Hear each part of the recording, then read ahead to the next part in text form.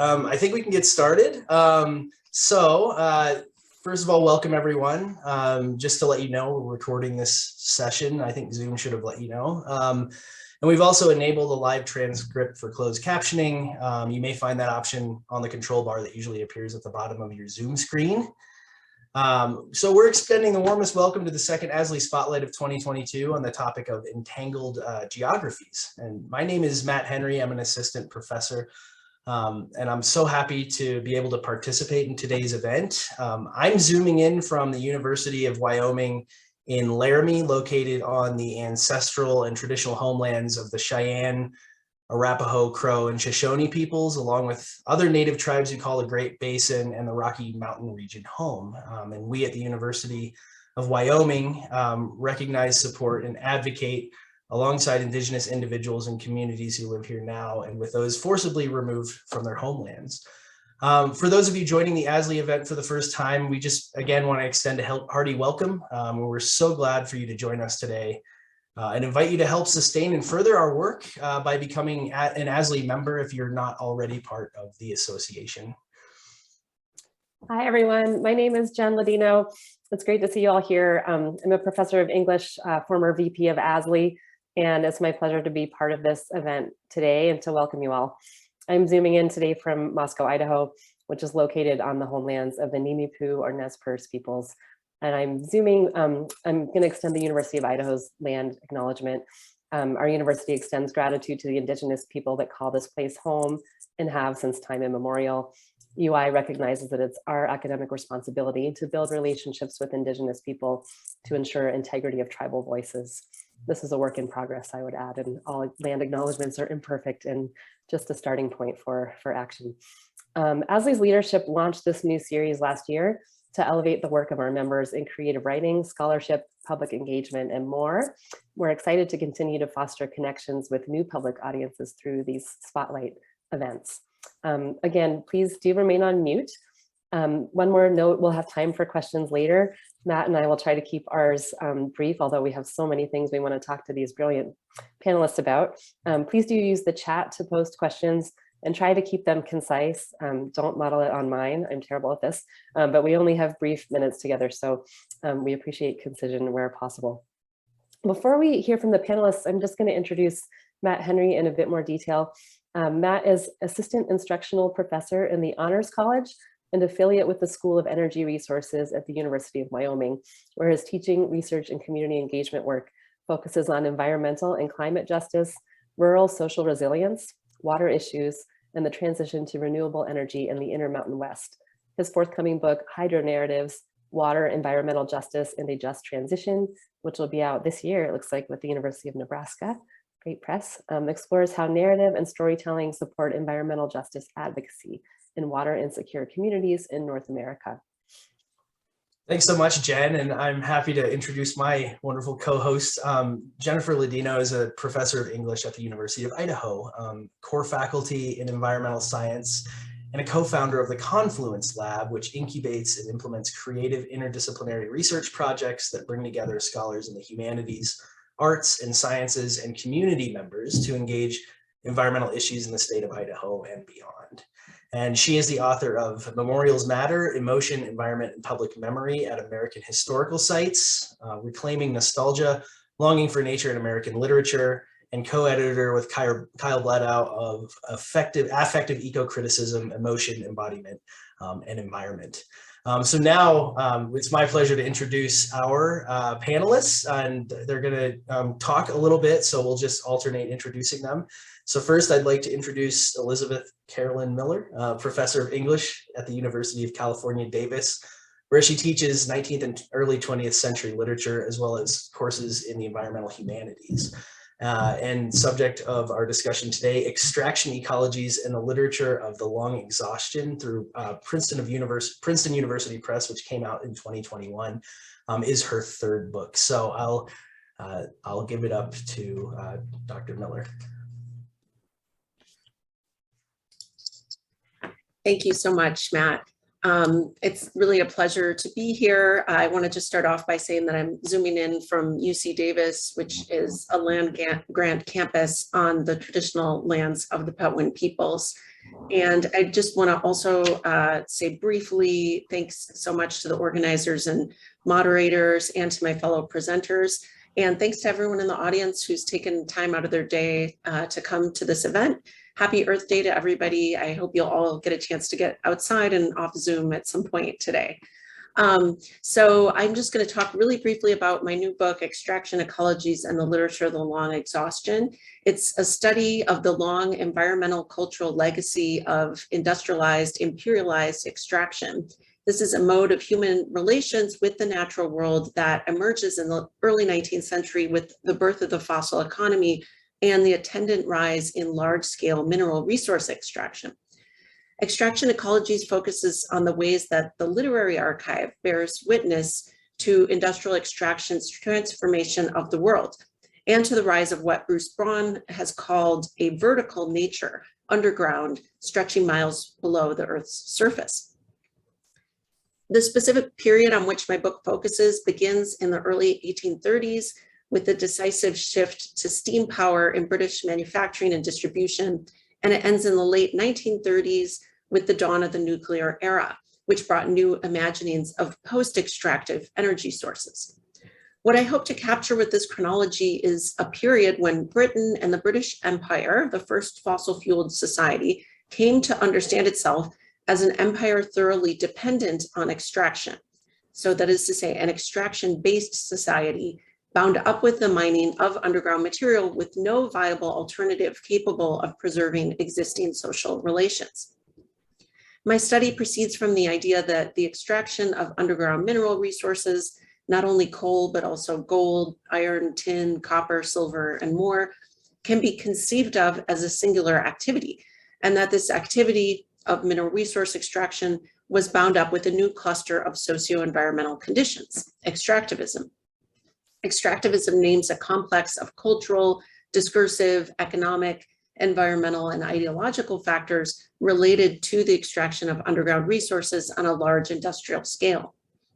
While there were important differences between, say, coal mining and gold mining, differences that I attend to in the study, there are two major similarities, I think, that yoke together these various forms of mineral resource extraction as a singular activity in the industrial imperial era. First, extraction of all kinds relied on the use of steam for the draining of mines, crushing of ore, and transport of commodities. So virtually every technological component of the extraction supply chain was accelerated phenomenally by steam. Thus, the accelerated extraction of coal in the early 19th century led to more intense exploitation of all kinds of subsurface resources. Secondly, all such underground resources were connected by their material finitude, and non-reproducibility, above all, distinguish mineral resource mining as an extractive process. Extractive industry can never benefit from regeneration or replenishment, but can only move on to a new vein or a new site. In the era that I study, in fact, metal and mineral resources were defined in economic terms by their special lack of regenerative capacity. So economist W. Stanley Jevons, for example, in his 1865 book, The Coal Question, wrote, "A farm, however far pushed, will, under proper cultivation, continue to yield forever a constant crop. But in a mine, there is no reproduction, and the produce, once pushed to the utmost, will begin to fail and sink to zero." As this suggests, exhaustion emerged in this era as a distinctive trajectory of extraction-based life. An extraction-based society that was economically grounded in the extraction of finite materials was understood to mean a society that was in a new way unsustainable for the long run. So literature of the industrial era was, I think, in the remarkable position of confronting ideationally the mode of life that we all experience today, one that proceeds by depleting from the future. My study explores how extractivism and its attendant notions of exhaustion shaped literary form and genre, and how literary form and genre at the same time contributed to new ways of imagining an extractable Earth. Thank you.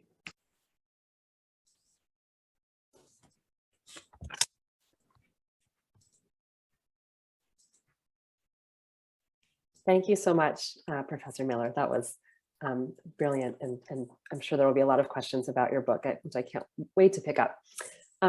Next up, we're going to hear from Lynn Heasley. Lynn Heasley is an environmental historian at Western Michigan University. Through literary and academic hybrids, she explores our kaleidoscopic relationships with water and aquatic life. She is the author or editor of several books, including the one she'll be talking about today, The Accidental Reef and Other Ecological Odysseys in the Great Lakes. Thanks, Matt, Jen, Amy, everyone who's here today. This is just such an honor and a pleasure. I am zooming in from Kalamazoo, Michigan, and my university is Western Michigan University, and both are located on lands of the Ojibwe, Odawa, and Potawatomi nations. And we honor this ancestral homeland of the Three Fires Confederacy, the sacred lands of all Indigenous peoples and their continued presence in our region. All right, so I'll also do a semi-formal prepared overview of my book. And I started with my own question, what's the story that the book tells? And so The Accidental Reef begins at a nondescript pile of rocks on the St. Clair River bottom. The St. Clair River is part of the Huron-Erie connecting waters, and its more famous sibling connecting water would be the Detroit River. They're all part of the same system. From there, fish and humans converge, transform each other, and take arduous but sometimes wondrous journeys towards their uncertain fates in the Great Lakes and beyond. The book narrates these multiple journeys and perspectives. This pile of rocks is the book's namesake, The Accidental Reef, which was an accident of industrial history at the turn of the 20th century as a steamship offloaded coal waste in the same location of the St. Clair River. And over 20 years, that pile of coal clinkers became an unknown spawning site for lake sturgeon, which were suffering near extinction from industrial scale overfishing, habitat destruction, and a basic persecution of the species, which for a long time had been considered a trash species. The same US-Canadian area of waterway, the St. Clair River Delta and Lake St. Clair, was where zebra mussels, Dreissena polymorpha, got their first establishment in the Great Lakes and in the United States. And this was also the same corridor that gave rise to perhaps the heartland of industry in the late 19th and early 20th century with the rise of chemical, paper, automobile, sand mining, oil extraction, and other industries in the area.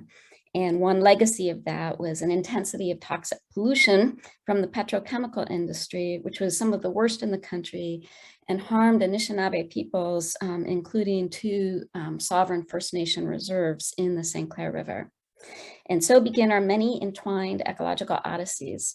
And I want to show you what a coal clinker is, because perhaps people haven't recognized, if they've walked the shores of the Great Lakes or along a railroad track, that that's what they're seeing. So here's a little coal clinker, and it's a product of poor quality coal burning in the furnaces. And it looks like lava. And so it washes up on a variety of Great Lakes shores. And I think people anywhere in the country would see it and say, what's this? So this is that pile that formed this unknown spawning reef into the 1990s. One of the human journeys in this book involves the discovery of this accident of history and its more than human world below. And that discovery was by a pair of local divers and artists whose own intense knowledge of the river asked them, or led them to ask questions that took them to this, not just this little pile of coal cinders, but to a much larger reef under the actual Blue Water Bridge crossing from Canada to the US. And that spot that they discovered turned out to be the largest and maybe the most important sturgeon spawning site in the Great Lakes region, and something that wasn't known until the mid-1990s. And so the very fact of their discovery of this caused me to ask all sorts of questions about what it means when you see or when you don't see, and what it means when you have a kind of knowledge that's not a privileged knowledge, it's not a scientific knowledge, but you have that curiosity and that lay knowledge that allows you to go in a different direction. Other journeys are darker, toward reckoning with the full scale of industrial assault on the Great Lakes and its peoples over 2 centuries. And I call this the paradox of abundance. And that's part 3 of the book. And it's almost entirely about different ways of visualizing the scale of extraction in this region and how that scale of extraction is related to a century and a half of global transnational networks of a variety of industries that seem disparate, but in reality have been interconnected for more than a century. And a third set of journeys are toward deeper knowledge, wonder, compassion, new ways of knowing and relating that allow us to care for the Great Lakes and for water more generally, and each other with humility, responsibility, reciprocity. And so the core themes woven throughout a series of stories are ways of seeing and knowing, or the implications of not seeing, or the implications of not fully respecting other kinds of knowledges. And a second theme is the paradox of abundance. And finally, I just want to make a note on the structure and narrative of the book. It's not a conventional scholarly book. My press gave me the liberty to kind of free range a little bit, to experiment, to try different ways of visualizing, to allow each chapter and the content of each chapter to determine the form of that chapter. And so some of them will sound like traditional environmental history. Some of them will be, essentially bullet points. Some of them will be, my efforts at a kind of lyric essay in some ways. And so in that sense, it's a little idiosyncratic. But what drove these narrative choices had to do with how we learn about place. And I think all of us in Entangled Geographies are place-based here. And so most people, as I prepared here, most people who live close to the lakes come to know them from the ground or the water up. They learn one small special place at a time, personally, and through direct experience. And that layering of experience through space and time is the inspiration for this book's flow. Begin hyper-local at this accidental reef that very few people will ever see, then build upward towards satellite views. And so in between are those human scales of the river and the kinds of controversies and colonial and decolonial narratives that many of us are grappling with. The reason I don't start at that NASA satellite level of the Great Lakes, large policies about water, even though that is a common starting point for environmental historians like me, is that satellite imagery is not the starting point for most people for knowing and protecting the largest system of fresh water on Earth. And so in that sense, I want to move upwards from that hyperlocal to that global and satellite view. Thank you.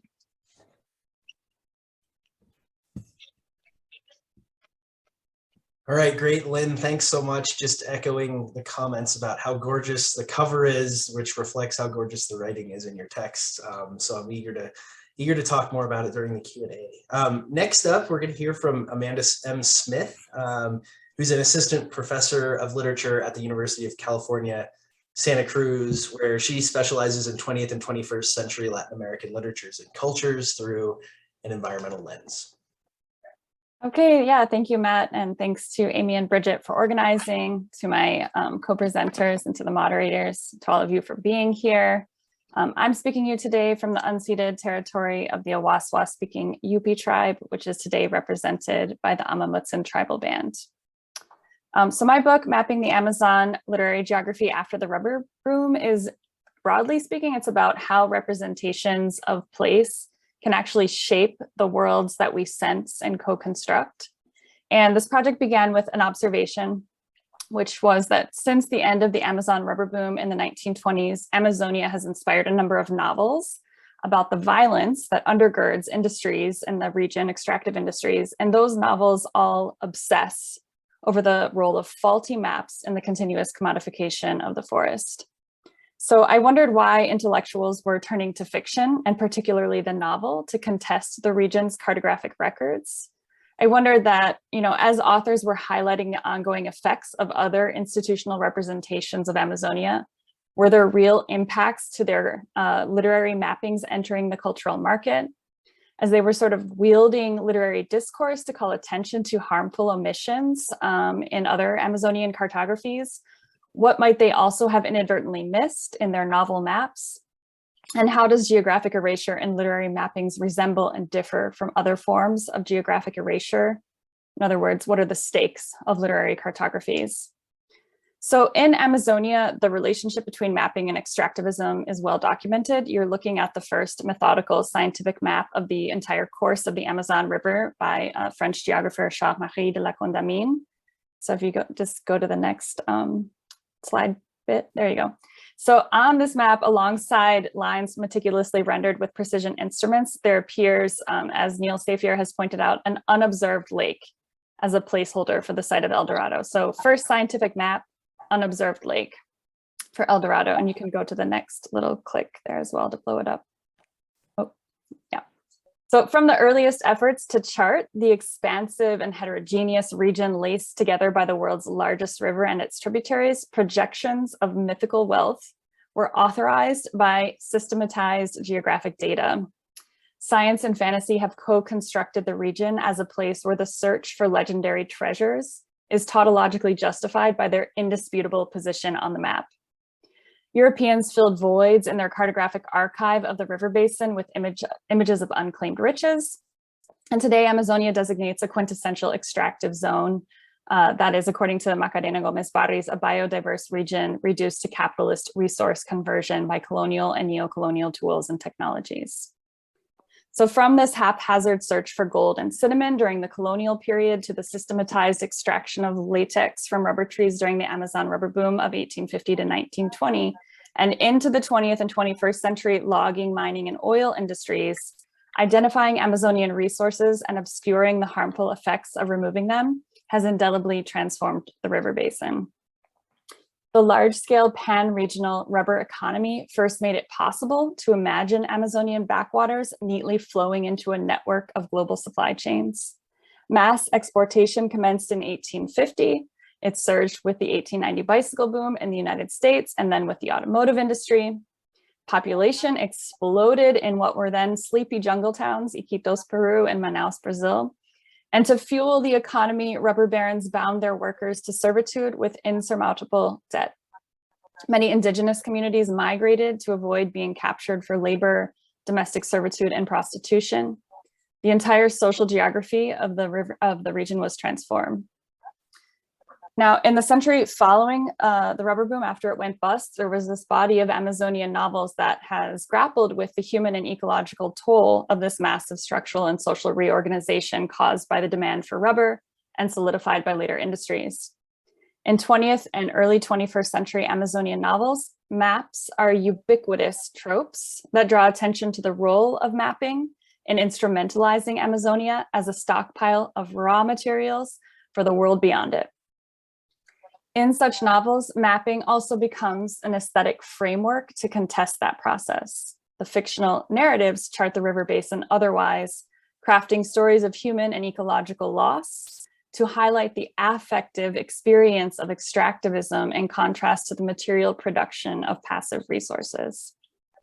My book explores how such novels, works by José Eustacio Rivera, Rómulo Gallegos, Mario Vargas Llosa, César Calvo, and Márcio Souza, engage with maps and mapping to challenge the very precepts that authorize cartographic claims to the region and its resources.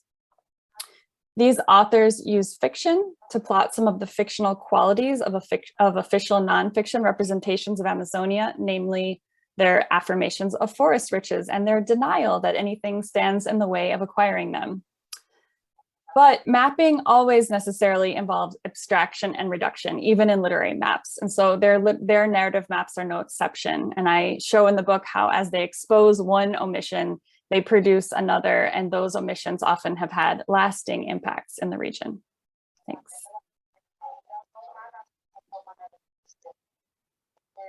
Thanks so much, Amanda. That's fascinating. I can't wait to hold this book in my hands. Okay, so our last panelist, and then we'll have time for Q&A, is Cata Beilin. Cata Beilin is a professor at the Department of Spanish and Portuguese and a faculty director of Latin American, Caribbean, and Iberian Studies at the University of Wisconsin-Madison. Her current book and film projects are focused on a revival of Maya culture in Yucatan, Mexico, that is inspired by the Maya relations with sacred species and ecosystems, including maize, melipona bees, and cenotes. I love this film. I highly recommend it to all of you.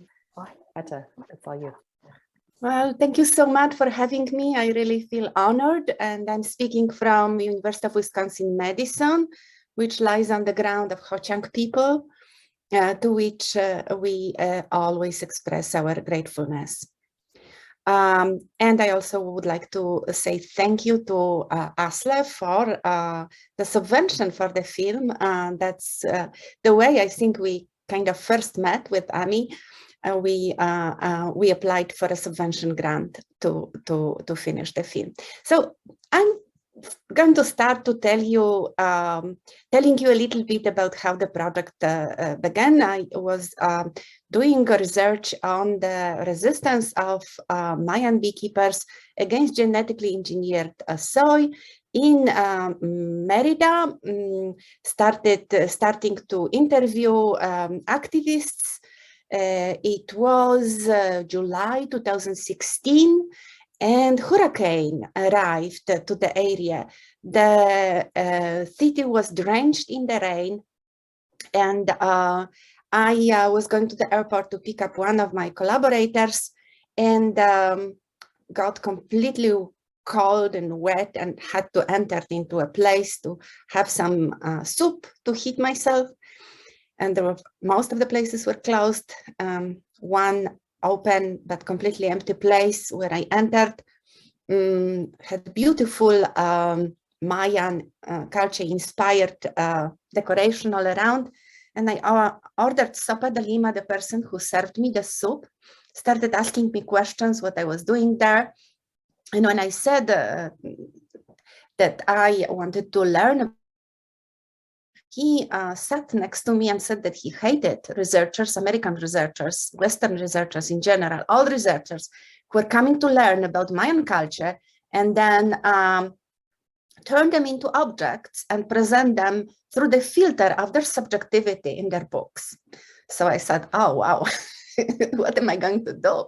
And this was the first moment when I thought about presenting my interviews in a direct way. And that was the first moment when I thought about making a film in parallel to the article that I have published with my collaborator, Saina Suryanarayanan, and the book that I'm thinking about writing right now. So we also talk, this person was Pedro Pablo Chimbacab, whose narration begins the film. We also talked about Mayan epistemology, the idea that their relationship towards nature is completely different than ours, that for them, everything is a subject, not an object like it is in Western philosophies.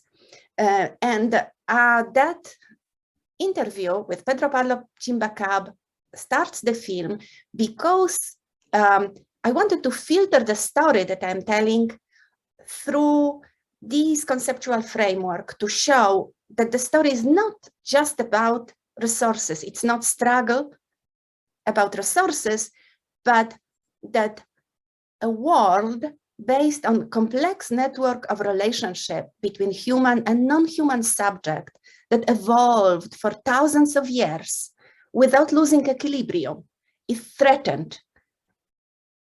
And what is the story? The story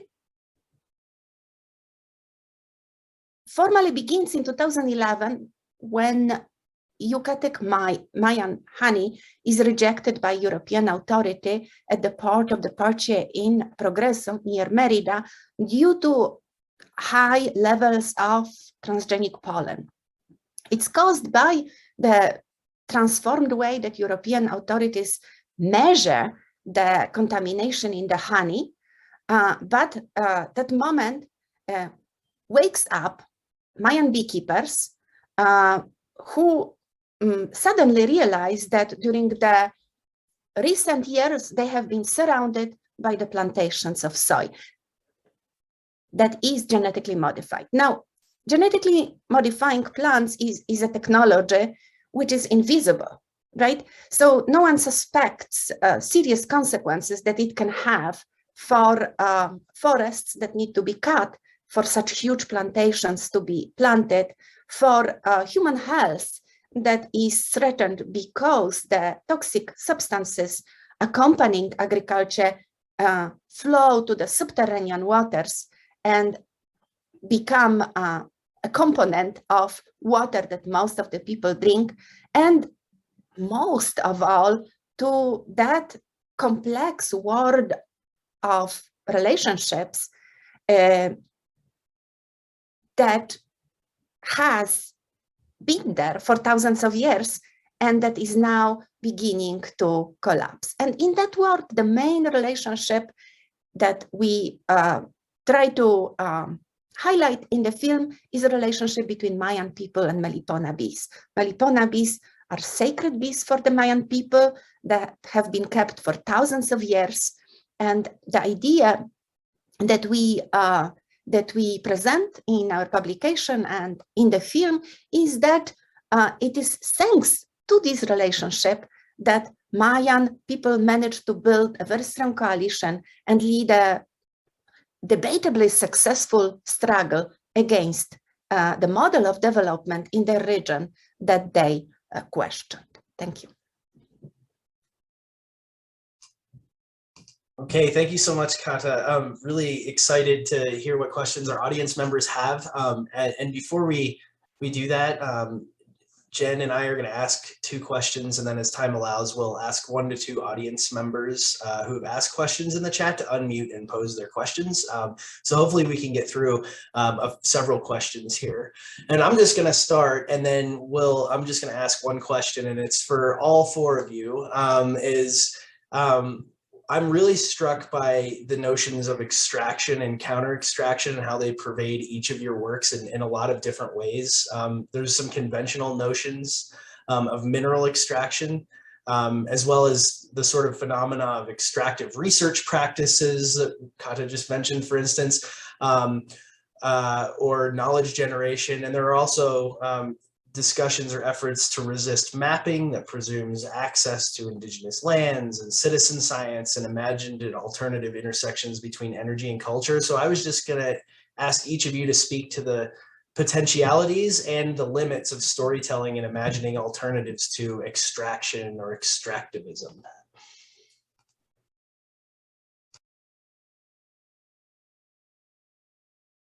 Should we go in order or just whoever wants to answer? Yeah, why don't we just go in order? That sounds good. Sure. Thanks so much for that question. And thanks everyone for your introductions to these great projects.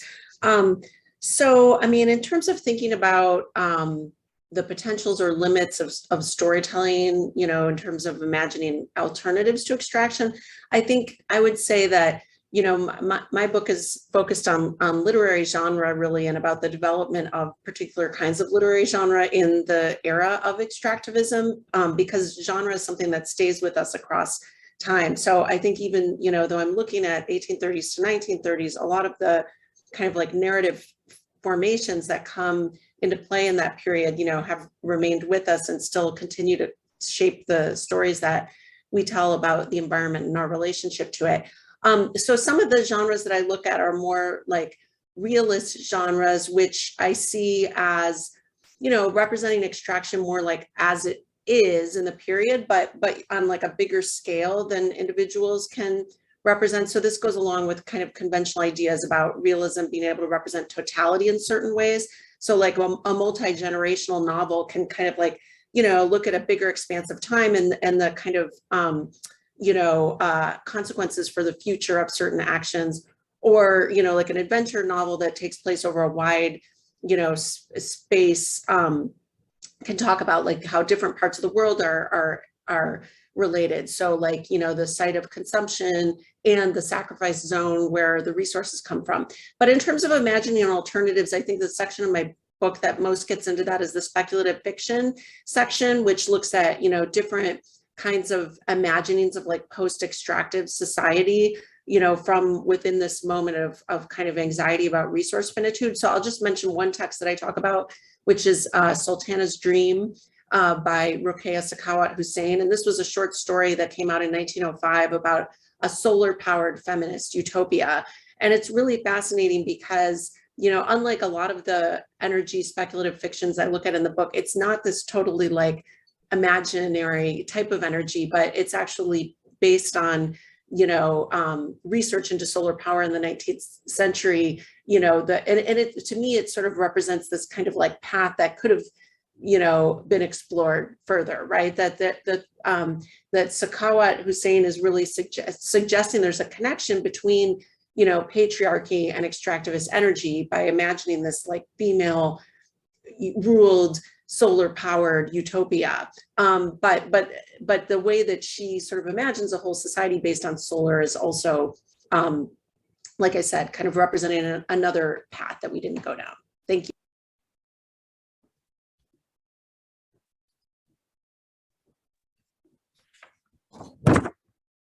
I'll be the juxtaposition, the kind of real world environmental history and what it means in the present. But there's lots of literary analysis to be had for people who want to build on this. But in some ways, Great Lakes history, the history of the Great Lakes as a vast binational region, is a history of continuous extraction. And the magnitude really is beyond imagination. And perhaps one of the major themes, if you look at extraction in the Great Lakes region, is this idea of limitless abundance, no matter the resource itself. So the last 2 flocks of passenger pigeons were in Michigan and Wisconsin. You've got the lake sturgeon that almost went extinct, the Arctic grayling that did, iron ore with the Mesabi range of Minnesota, but also some ranges in Michigan, providing up to 94% of the iron in the country. Salt, you know, we have a couple of the largest salt mines in the world under Lake Erie and Lake Huron. Sand, we're one of the biggest suppliers of frac sand in the country, and also sand for construction. Natural gas exploitation. And so this history of extraction is completely intertwined at global scales. And the transnational corporations of today trace their ancestors back to the intertwined transnational corporations of the turn of the 20th century. And they're an interconnected family tree. So there's an asymmetry because this creates great disconnects at local scales that bear the consequences of this extraction or aren't able to shape the future of it in time. And so if you think about where I'm from, Kalamazoo, the largest inland oil spill in US history, some say the second largest, but I'll just say the largest in US history, was in a tiny little town called Marshall, and a tributary of the Kalamazoo River, which empties into Lake Michigan. But how do you get a Minnesotan to care about a little town called Marshall on a little river they've never heard of called the Kalamazoo? You know, that connection's not there. So there's an asymmetry. And then conversely, you've got oil pipelines, the redirecting of Enbridge Line 3 that is a tremendous threat right now to Ojibwe native rice beds. And so, you know, how do we in Kalamazoo, or maybe, you know, Toronto in Ontario, how do you have that care? And so there's an asymmetry between that really long history of entwined transnational globalization of resource extraction with these disconnected little places. And yet these oil pipelines are part of the same system. They're part of the Enbridge Lakehead system, and they start in Canada. And so they are part of that global network. And so in terms of storytelling, how do we deal with this asymmetry? It's happening in real time right now. We don't know the end of it yet, but we are in the middle of some kind of serious transformation that involves relationship building and community building on the ground right now, in which we are starting to see both regional and global networks of local communities who are starting to share not just knowledge and experiences of these larger global networks, but actual paradigm shifts. So even decolonization, the centrality of indigenous knowledges, the reassertion of what has always been there, the agency of Native Americans and First Nations and indigenous communities elsewhere, their centrality in leading towards new approaches, new knowledges for the rest of us, but their long-term approaches to relating to the natural world. And so I think where storytelling comes into the discourse on extraction is this building of a global, a global network of local communities who are starting to force some paradigm shifts in our relationship to the natural world. Yeah, I'm sorry, were you done, Lynn? Yeah, I just kind of want to echo what Lynn's saying. I think, the question, how do you get someone to care? I think storytelling is one way. I think fiction, cultural production, storytelling has the ability to let our imaginations really wander, to imagine new ways of being, to imagine forms of more than humanness that are sustainable beyond the confines of, reality, of capitalism, to just, have that thought experiment. But I'll say something that really came through in the research of my book and that I think is really important to emphasize is that it really matters who is telling the story, about whom and how. And my colleagues Martina Bronner and Carolyn Fornoff are doing some really cool media studies work on the how part of that question. That is like, what is the ecological cost of producing something that then has an environmental message? I'm going to focus on the who and the about whom. And I'll just give you one example, but all of the authors in my book, even the worst one, Mario Vargas Llosa, they all had good intentions in writing these novels to denounce, what's going on in the Amazon. But none of them were exactly from the region. And so there were just things that they couldn't see, that they couldn't sense, that they didn't understand, and that they then misrepresented. And that because they wrote what turned out to be canonical, widely read novels, sort of indelibly shaped people's understanding of the region. So just as an example, Rómulo Gallegos, a Venezuelan author, wrote a novel called Canaima.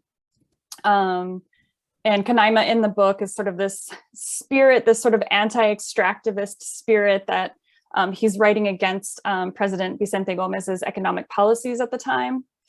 And now Canaima has become like a household name in Venezuela. It's the name of a software company. It's or actually the state software. It's the name of a national park.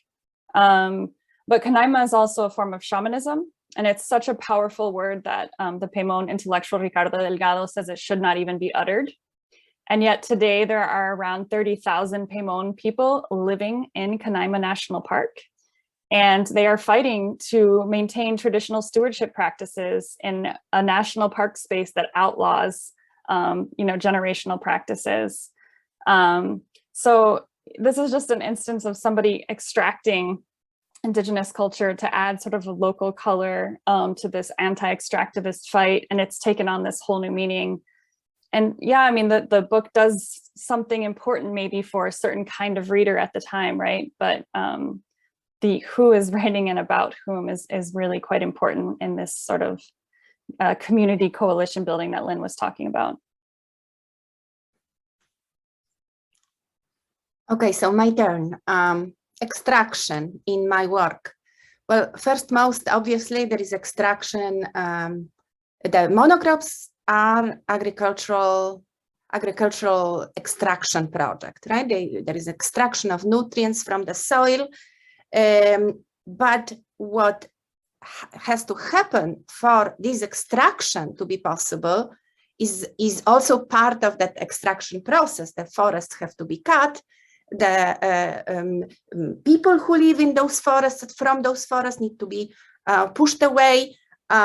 So decampesinación, as we call it in Spanish, so basically turning the countryside into a place where no one lives, but only crops are being produced, is a part of that process. Marginally, there is extraction as biopiracy, taking away the knowledge of indigenous people about medicinal plants and then patenting it and selling it. But more interestingly, there are debates also among the people who are among those who try to save, and I am putting quotation mark around that word, save the nature, save, for example, in case of my story, Melipona bees, you know, for example, there is this thread of thought, to save a species, you need to commercialize it, banking nature, right? So among the people I worked with, some believed that in order to save Meliponas, you need to commercialize their honey. Others would say, no, no, no, the sacred cannot be commercialized. So this is kind of more subtle debate there. Alternatives for extraction. Here, something more interesting that comes from my research. I do believe that the framework of subject versus object in our conceptual thinking lead to extraction, right? Because the subject is superior and is authorized to use the object. That kind of comes with this conceptual framework. Now, imagine a framework, conceptual framework, and everybody is a subject. That leads to much more respectful relationship where you have to give back whatever you take, right? And this is sustainability. So I do believe that we can learn a huge amount of thinking and strategizing from thousands of years of indigenous people's experiences. Thank you all so much. Those are brilliant answers to a really good question. Thanks, Matt. Speaking of questions, we'd really like to encourage and make time for audience questions. I do have one of my own that I'll pose, but meanwhile, if you've got one that you're interested in posing, please do put it in the chat. My question is a little long-winded, but I'll try to make it a bit quicker. But I'm inspired by Kata's reminder, actually, that she spoke to just now, and it's in the film. It's a really powerful moment that we are all subjects, right? Which is a really, I think, eloquent way of resisting objectification, exploitation, and these ongoing colonial practices that we've been speaking about just now. And to some extent, your projects, although quite different formally, which is where I'm headed with my question, are resisting those practices. So I'd love to hear you each speak a little bit about how you approach structure and form in your work with an eye toward promoting justice and challenging these exploitive practices. So, you know, traditional scholarship requires a kind of curation and a set of choices about things like tone and voice and what note you want to end on in your conclusion and which texts you want to include in your book. Amanda writes about how stories can fill voids left by traditional maps. Lynn, I think you spoke to this a bit in your comments already, but I was taken with the word layering in the podcast that I listened to about your book. I'm also really interested in emotionality and sort of questions about how emotions can be used in our work to inspire care and concern. So my question, I'll put a fine point on it now. What kinds of narrative, emotional, structural, or other formal decisions did you make? And how did those serve decolonial or other justice-oriented functions in your work?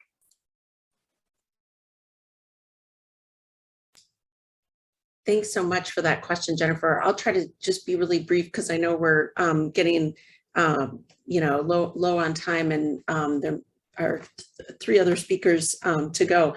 But yeah, I love the kind of point that you extracted. Sorry, couldn't resist from Kata's film about we are all subjects. And I guess I would just say that, you know, I think my book, as I said before, I mean, it's really a study about literary genre and narrative forms. And, you know, there's a long history of thinking about the novel in particular. And I'm not only focusing on novels, but I am looking at long prose narrative forms, so nonfiction as well as fiction. But, you know, a lot of those are novels.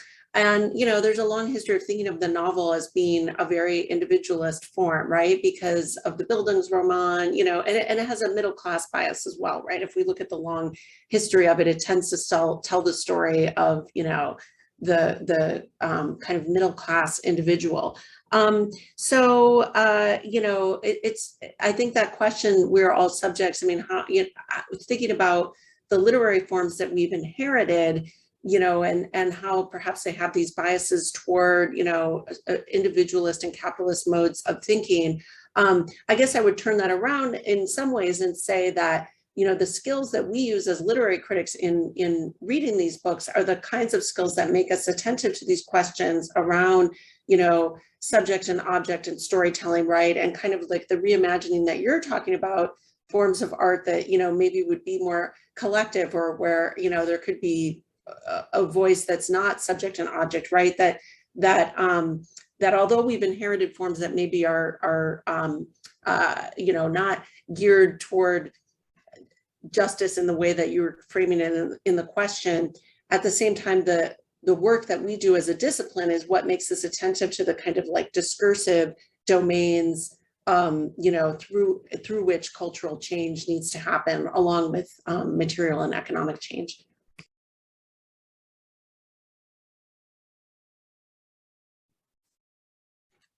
I love this question, Jen, because I actually don't think that I was consistently successful in decolonizing my stories. So I guess what I would start with is I tried to make everyone and some animals, some fishes, subjects, and myself too, and made in a couple of chapters a choice to get myself out of the way. Completely out of the way, to be as invisible as I could. And so, for instance, this diving couple, who are kind of the heart and soul of part 2 of the book, that's that river human scale. I wanted to bring them forward because they're the type of people who made this major discovery that really impacted the science, and they had collaborated with scientists, but they and local fishers and other people were often relegated to either acknowledgements or in a methods section of the scientific articles, like a local fisher, who brought this species. And so they were often submerged.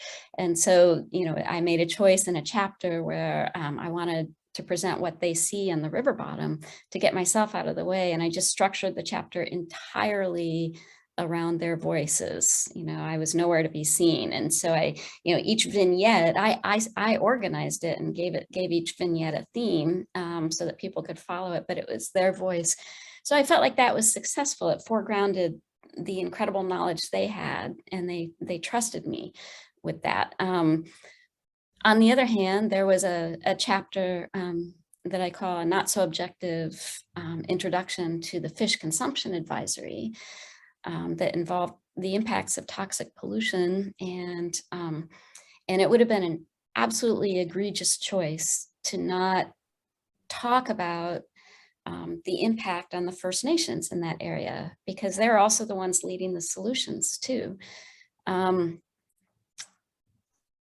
so I did tell part of their story, and I had to make choices about how I did that. It did involve emotionality, but the emotionality came from trying to pull their story together with this other kind of tradition of nature writing that we have. So the kind of masculine hunter, fisher, wilderness advocate, Jim Harrison type, who also wrote about these issues, and try to pull them together into kind of a shared sensibility in which emotion was allowed and anger was allowed at this, both at the injustices, but also some amazing admiration and hope for the future was allowed at the way that these First Nations are driving the future with their own participatory, grassroots, community-based science. And but I'm not sure I succeeded in a decolonizing exercise, so and maybe I'll learn here, do a better job next time. So I think I'm trying, but not sure it's fulfilled. My answer is kind of, that's okay, Lynn, because I'm actually going to not answer the question and instead kind of focus on part of the way it's asked, like, right, what is the relationship between form and the social justice aim or outcome? And I think this is a question that we ask a lot in the environmental humanities. I mean, I've read so many essays in the environmental humanities that kind of end with the same conclusion that, like, this calls us to action. And the question is like, okay, but like, what am I supposed to do when I close the book, when the movie ends, when class ends, you know, what is that action? And I think when we don't see one that's very clear, that's linear, it feels like a failure, or it feels like, oh, it's actually not doing anything. It's just, you know, wasting more carbon producing the films or whatever. But this is the humanities, right? And I think this is a place where we don't have to instrumentalize, where we don't have to think linearly. And so, you know, I don't know what the relationship is between the form and the social justice, you know, aim. And I think that not knowing is where like some really amazing things can happen. We don't know when we teach our classes, like which student who's, you know, majoring in astrophysics is going to then take that with them into the work they do. It's really hard to track, which I think is why it's important to just keep paying attention to these stories and raising their voices. Well, just continuing with what I just heard, I think that to decolonize, we need to transcend humanities themselves, because humanities are actually constructed on individual subjectivity. They are thriving on individual subjectivity. Even the very fact that we have to be single authors of the books, that everything has to be done by one person, and that the language, the way that things are being told matters so much more oftentimes than their so what, their consequences for the reality, right? So I think I would say to decolonize is to transcend yourself in some way, transcend that individualism. And, you know, what I did in the film is to cut and cut and cut voiceover. And my idea would be to turn it, as Lynn was saying, into voices, just give voices to my protagonists. And in fact, at the end of The People, the same poet, Pedro Pablo Chimbacab, says, "Don't talk about us, talk with us." So there are very short recipes for decolonization.